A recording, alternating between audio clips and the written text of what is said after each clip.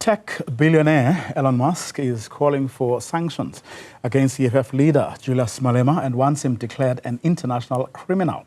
Musk believes that Malema has played a significant role in inciting calls for a white genocide. Malema responded to Musk, labeling him a typical racist, and expressed that he is unconcerned about the possibility of sanctions. This feud stems from years of conflict.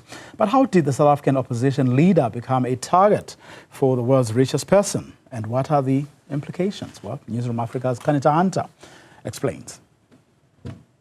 Julius Malema has for years been in the crosshairs of Afrikaans lobby groups like AfriForum over his public utterances about white people. His singing of the famous anti-apartheid song, Dubula Ibunu, or Kill the Boer, has long been used as evidence that white people are under threat from Malema and his followers.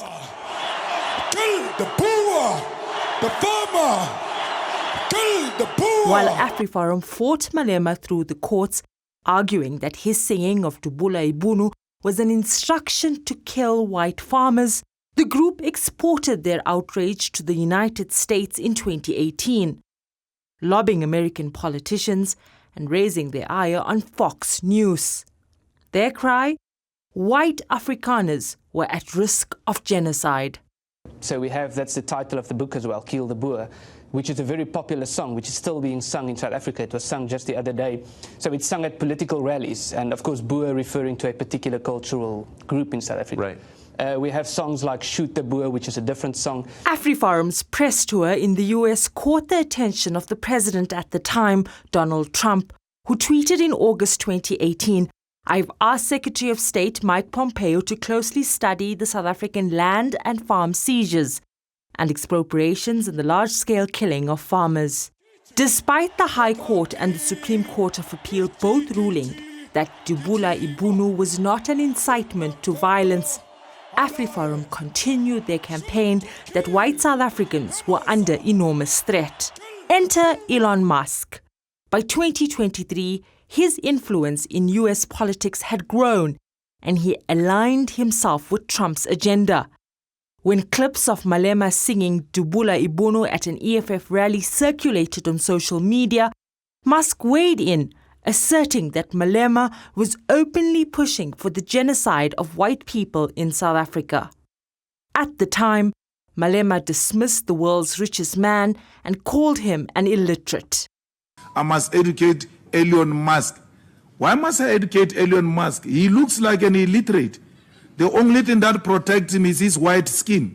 Now, with Elon Musk's influence on Trump's second term in office firmly entrenched, South Africa's purported treatment of Afrikaners is back in the spotlight. Trump has signed an executive order cutting off all aid to South Africa in response to the Expropriation Act and has made allowance for Afrikaners to seek refuge in the US.